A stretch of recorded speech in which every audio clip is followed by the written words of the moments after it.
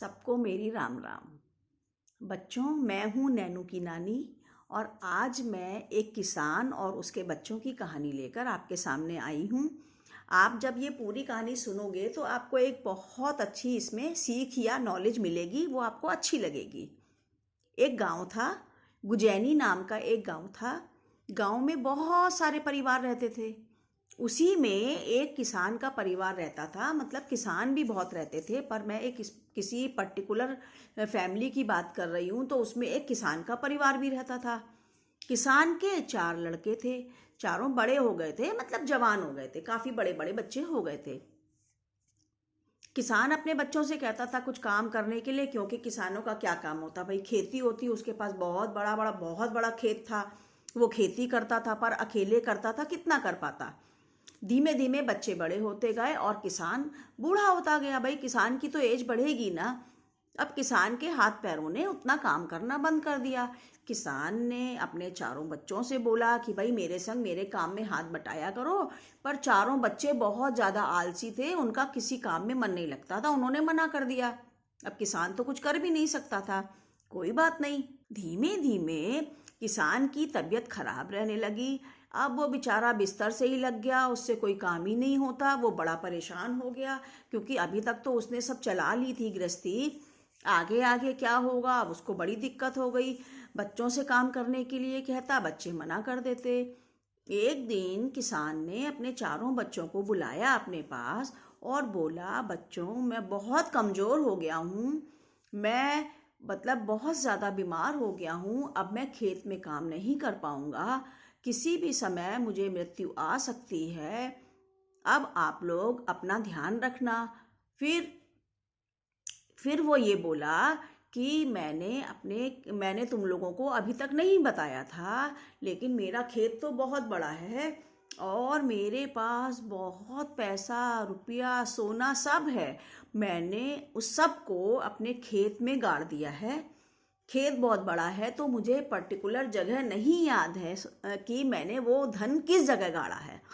मेरी मृत्यु के पश्चात आप लोग क्या करना, खेत को खोद लेना और जितना भी धन निकले उसका चारों लोग बांट के अपना गुजर बसर करना, अपनी फैमिली चलाना। बाकी बांट लेना, अपना भाई खर्च निकालना। काम तो आप लोगों को करना नहीं है। बच्चे बोले कि ठीक है। कुछ दिन बाद अब उस बेचारे किसान की मृत्यु हो गई। थोड़े दिन तो बच्चे ऐसे ही घूमते रहे। जब उनके पास जो घर में धन था वो खत्म होने लगा, अब रोटी के भी लाले आने लगे।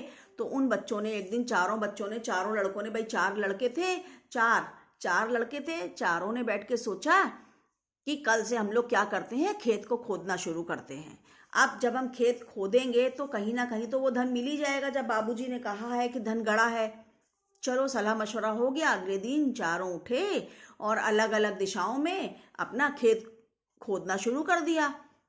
अब बेचारे चारों सुबह से शाम तक खोदते रहे। उस दिन कुछ नहीं मिला, दूसरे दिन खोदते रहे, कुछ नहीं मिला। 2-3 दिन 4 दिन तक वो बेचारे खोदते रहे।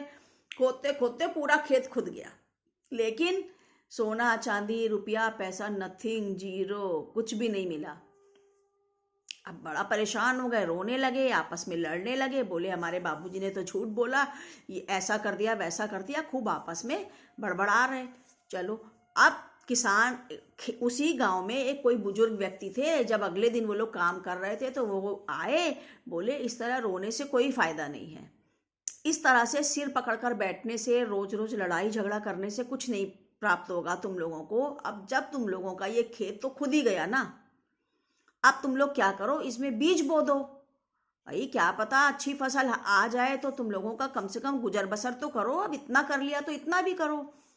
लड़कों को उसने समझाया। चलो, बच्चों को बात समझ में आ गई। तो बच्चों ने क्या किया कि अब उनको तो कुछ आता नहीं था।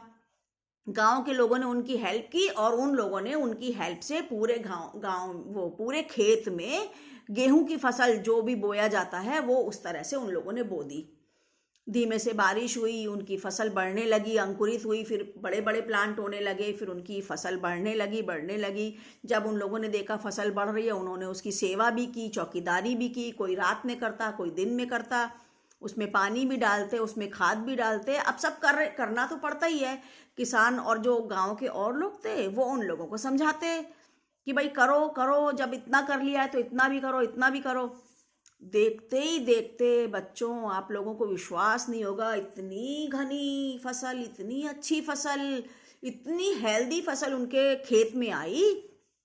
सब लोग बोल रहे हैं कि कभी भी इनके खेत में इतनी अच्छी फसल नहीं आती थी, तो इतनी अच्छी फसल कैसे हो गई। बहुत मतलब बहुत बढ़िया फसल हुई। अच्छा, होती भी क्यों ना बच्चों, किसान बेचारा अकेले काम करता था। जो काम एक अकेला बंदा करता था, जब वही काम 4 लोगों ने मिल के किया तो काम तो अच्छा ही हुआ ना। और बहुत मेहनत की उन चारों ने, तो 4 का फल तो ज़्यादा ही मिलेगा ना। तो इसीलिए खेती अच्छी हुई। जब फसल पूरी पक गई, सब कुछ हो गया, तो गांव वालों ने उन लोगों को कटिंग वटिंग करना सिखाया। भाई कैसे कटिंग कर, कैसे काटा जाता है धान, कैसे क्या किया जाता है धान, नहीं ये जौ वगैरह गेहूं वगैरह। उनकी पूरी फसल काटने में उन लोगों की हेल्प की। फिर उन लोगों को बोला भाई बेचो। अब सारे बच्चों ने उसको, जहाँ पे भी बाजार में बिकता, आढ़तियों को बिकता है, वो सब जा जा के बेचा। उनको इतना पैसा उससे मिला ना कि बस बता ही नहीं सकते कोई। खूब, क्योंकि फसल बहुत अच्छी हुई भाई, 4 लोगों ने मेहनत करी। उनके घर में मतलब पैसों की भरमार हो गई। अच्छा, अन्न भी मिल गया क्योंकि उन्होंने अपने लिए भी गेहूं बचा लिया, तो खाने पीने की कमी दूर हो गई। पैसा भी खूब मिल गया। घर गांव वालों ने बहुत तारीफ करी, खूब वाहवाही हुई।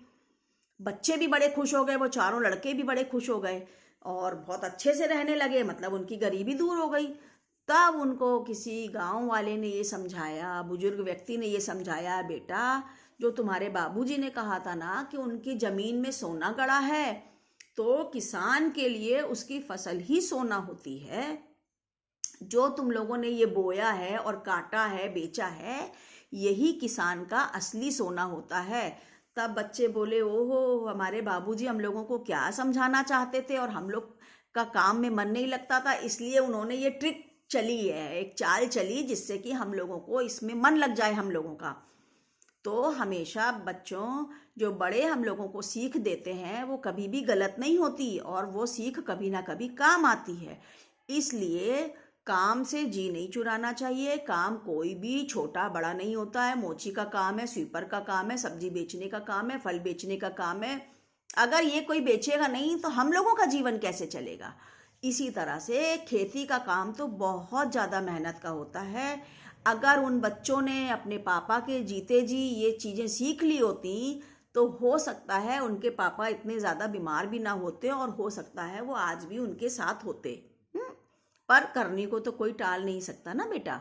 तो अब ये समझो, इस कहानी से ये समझो कि मेहनत करने से कभी भी जी नहीं चुराना चाहिए, ठीक है। मेहनत का फल बहुत मीठा होता है। ये आप लोगों ने इस कहानी को सुनकर समझ लिया होगा, ठीक है बच्चों। तो अब मेरी कहानी का दी एंड होता है, और प्लीज़ आप लोग मेरे चैनल को सब्सक्राइब कीजिए। मेरी कहानी सुनकर कुछ कमेंट्स ज़रूर कीजिए, उसको लाइक कीजिए और शेयर कीजिए, जिससे आपकी तरह के ही और बच्चे भी मेरी कहानियों को सुन सकें। Thank you.